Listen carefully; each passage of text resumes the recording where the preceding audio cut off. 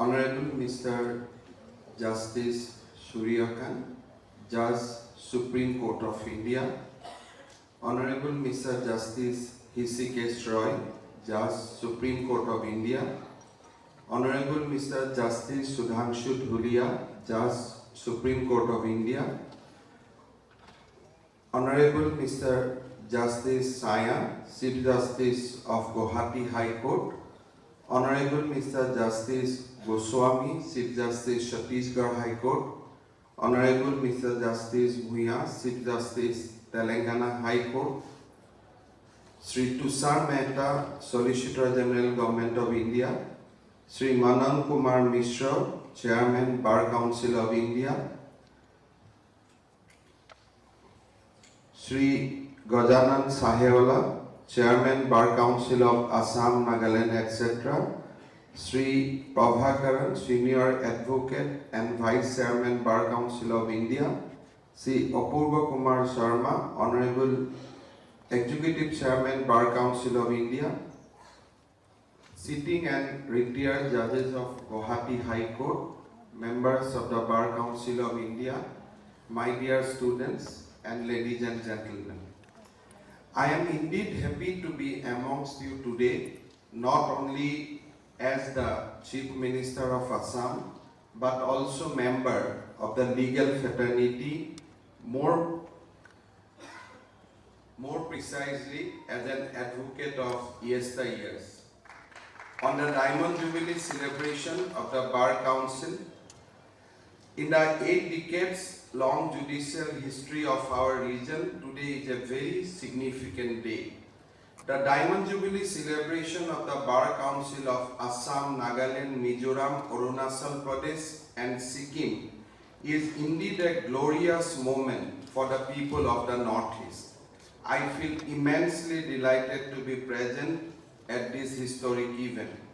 On this special occasion, first of all, I congratulate all the former and present chairmen, office bearer, and members of this Bar Council fraternity of the region. The Bar Council is one of those important public organizations that carry the historic heritage of our region. The Council of Assam was constituted on 25th December 1961 for the state of Assam and the Union Territory of Manipur. However, in course of time, particularly due to the reorganization of the state, when Assam was truncated into several smaller states, this Bar Council kept on changing its jurisdiction. The last state to join this council was the state of Sikkim, where in 2005 the Advocative Act 1961 was extended to the state of Sikkim, thus encompassing all 8 states of the region. However, the Bar Council got its present identity when Northeastern State Reorganization and other related Act 2012, when separate Bar Council were created for the state of Meghalaya, Manipur and Tripura. I am happy to learn that the Bar Council during its Diamond Jubilee year has undertaken a number of steps to strengthen its organization and empower members of the legal fraternity. I particularly appreciate the Council for its orientation programs for the advocates and the step it has taken to digitize all its records. I hope that the national seminar the Council has organized today will greatly enlighten the participant and benefit our legal system. Foundation to our democracy. As custodian of our fundamental rights and freedom of our citizens, the judiciary has always played a key role in upholding the rule of law and maintaining the balance of powers among the 4 pillars of our democracy. In resolving disputes between center and state, between state and the citizen, and among the states, the judiciary in our country has performed its responsibility as true guardian of human rights, protector of constitution, and promoter of our age-old democratic ethos. Our judiciary has not confined its power in dispensing justice alone. The hallowed institution has been a major catalyst in empowering our citizens to be well informed about their rights and also upholding them through its pronouncement. The judicial system in our country bears imprint of different periods of our civilization, which is one among the oldest civilizations of the world. As a matter of religious prescription and philosophical discourse, law in our country has a glorious history. Emanating from the Vedas, the Upanishads, and other religious texts, law was a fertile field in our country which was enriched by practitioners from different philosophical schools. No doubt the modern Indian judiciary is parity a continuation of the British Raj legal system established by the British government. However, one fact still holds grounds that from time immemorial, our country had a well-developed system of administration of justice. The ancient Indian law was based on principle of dharma or nyaya that talked about the principle of natural justice. It is the same principle that continue to govern our judicial system even today. Over the years, our judiciary has not only created various legal luminaries, but also earned a unique distinction worldwide due to its superior standard and lofty ideals. Many landmark judgments passed by our courts have strengthened our legal and constitutional framework. It has earned a global distinction as judiciary with a difference that seeks to build a progressive jurisprudence. The intellectual wisdom and legal acumen of honorable judges and the lawyers have provided our judiciary with a rare class of intellectual depth, vigor, and vitality. I am confident that our judicial institution would always remain a sentinel of justice and a guiding force of our democracy. The judiciary in India has been balancing the social system by making so many important and watershed pronouncements. Its verdict have upheld the constitutional values, strengthened the foundation of the democracy, and restored the confidence of the common people in judiciary and its democracy. A supreme example of this is the case of Kesavananda Bharati versus State of Kerala. It is one of the supremely memorable cases of the Indian judicial system, and the verdict formed the most powerful and binding precedent in the history of Indian democracy. While using the basic structure doctrine to determine the constitutional validity of any amendment or act by the Parliament, the 13-judge bench pronounced that power of amending constitution is located in Article 368, but Parliament is not empowered to change the basic structure of the constitution. This case became a savior of Indian democracy and saved the constitution from losing its spirit. The beauty of our democracy lies in its federal structure. Our country has a distinction of unity in diversity.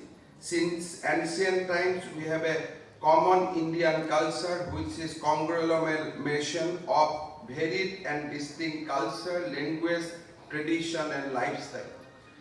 When there is an attack on this federal structure, the judiciary has stepped in and upheld the rule of law. The victim in the Asar Bomai versus Union of India is a notable example of this. The judgment in this case is important because it put an end to the arbitrary dismissal of the state government under Article 356, pointing towards restriction. In the case, it was pronounced that a president cannot impose president's rule on any state at whim without reasonable cause. Our judiciary have always reminded a great votary of fundamental rights time and again. The courts in our country have played out its role as a savior of common people by standing with them in their testing time. The Supreme Court in its judgment in Maneka Gandhi case in 1978 had widened the concept of right to life under Article 21. This judgment has far-reaching ramification and is an important precedent for fundamental rights cases. In this case, the court held that the term personal liberty should not be interpreted in a restricted and rigorous meaning, but rather in a liberal and wide sense. In 1983, judgment in the Bondhua Mukti Morcha established the fundamental rights with human dignity free from all exploitation. It ensured protection of health and the strength of women and children and men. This was landmark judgment which paved the way for a formal nullification of child labor. Moreover, various drives, particularly in the space of education, were endorsed towards ending the child labor. It is considered a remarkable judgment in dealing with social malady such as bonded labor. Similarly, the verdict of 1958 passed in Kerala Education Bill declared that any legislation cannot override fundamental rights.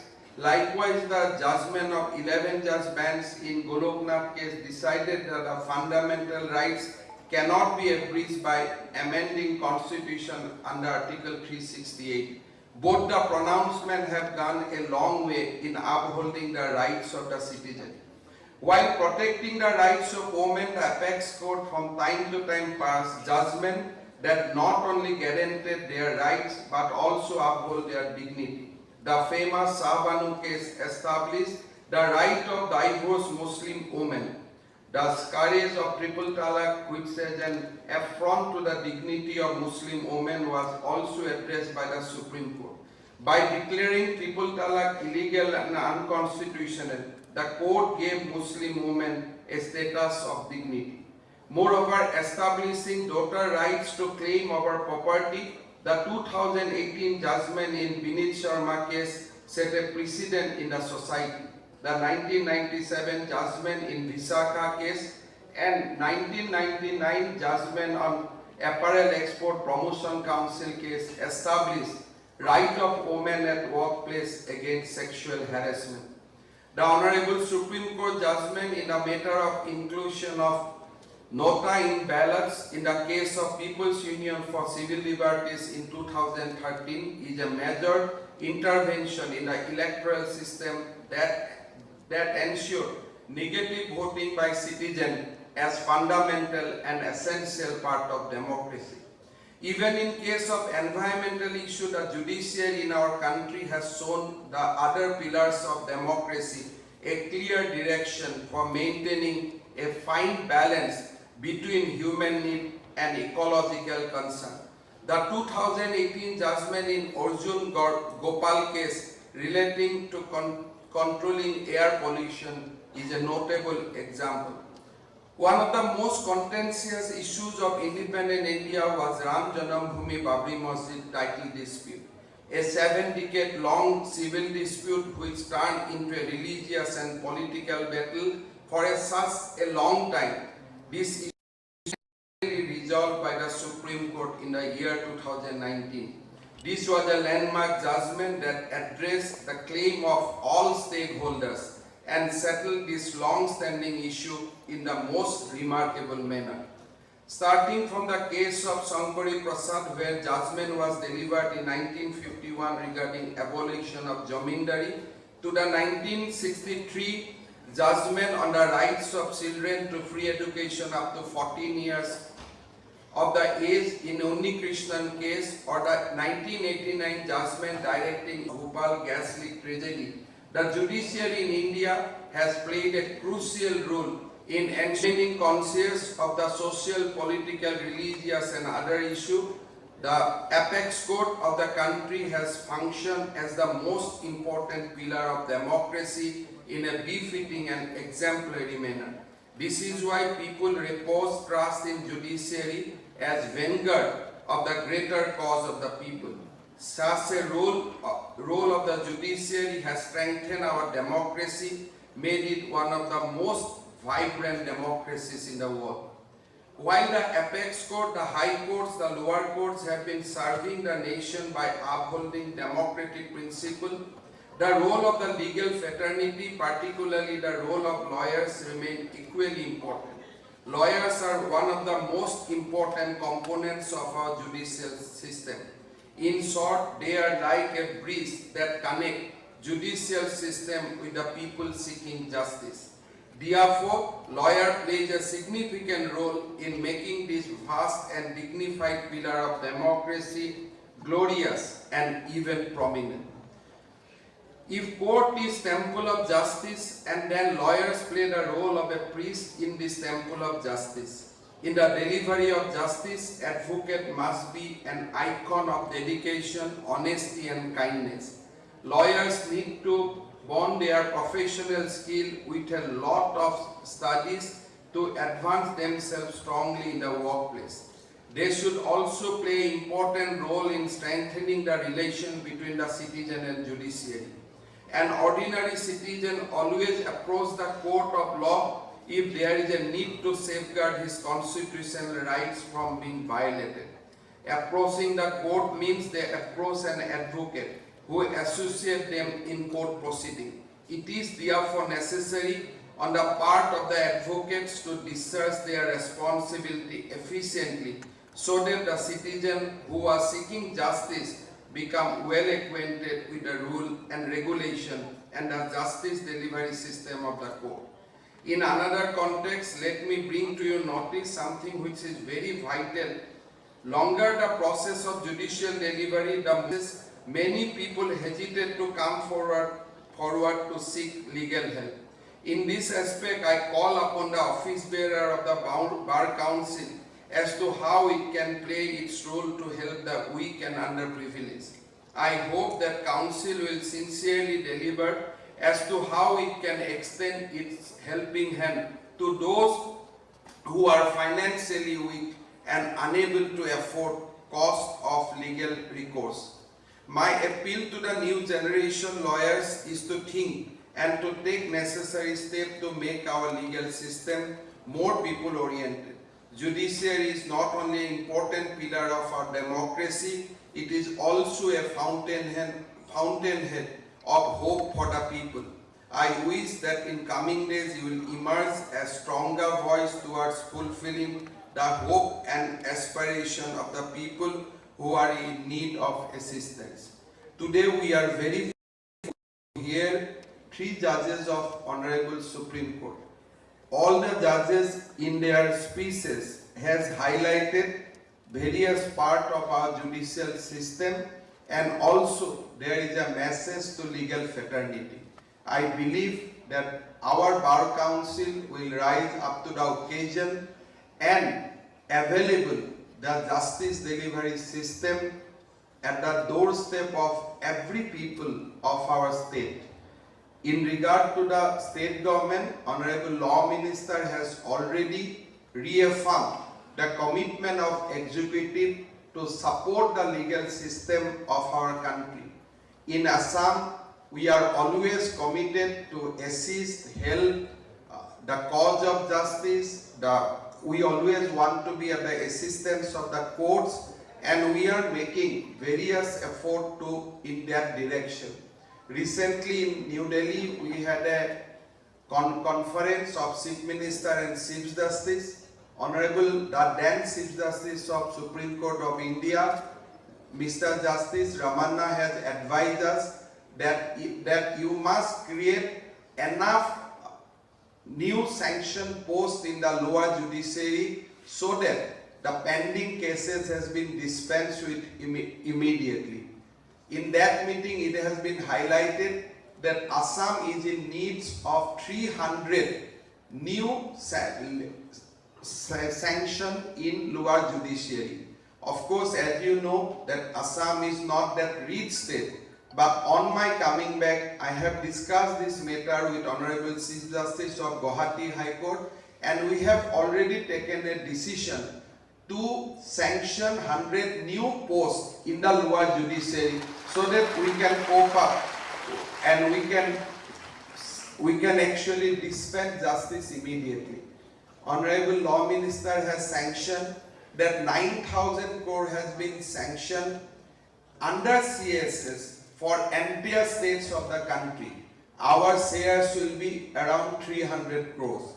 So immediately we have announced that we will get 300 crores from the central government, but that will be further supplemented by another 300 crores from the state government, so that we can address the infrastructural issues immediately. One of my another agenda, I don't know how much I'll be successful.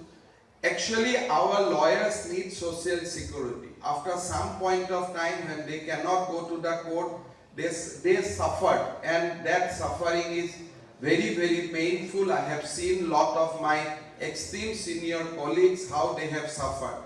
So government of Assam is actively considering to actually integrate our lawyers with some good pension scheme, so that our lawyers can spend their time in the when they stop coming to court, at least they can stand, they can live with lot of dignity.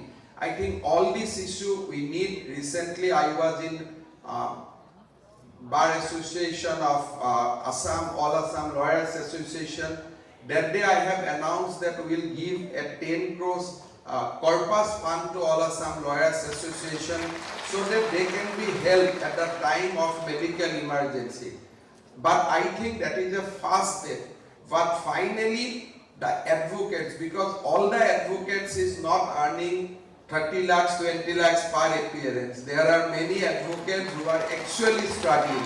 So we have to stand by those advocates who need support of society, who needs assistance from society, and I am sure that in days to come, maybe in 6 months, maybe in 1 year, we will come out with a good proposition to help our lawyers colleague. Once again, I would like to thank Honorable Chief Justice of Guwahati High Court, Mr. Justice Saya, for inviting me for this function.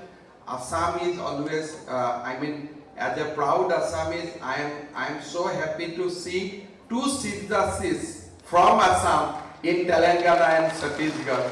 I always say my speech that this symbolizes research in Assam, that Assam can achieve lot of things. We had Chief Justice of India from Assam, we have judges in Supreme Court from Assam, and at this point, today we have 2 Chief Justices from Assam. So these are, I think, shining history of our legal history. We hope that our community, our lawyers community will prosper further. Once again, I thank honorable judges from Supreme Court, Justice Surya Kant, Justice Hrishikesh Roy, Justice Dhulia. Of course, Justice Dhulia and Justice Hrishikesh Roy is again our own family in Supreme Court. I'd like to thank all of them. Once again, thank you so much.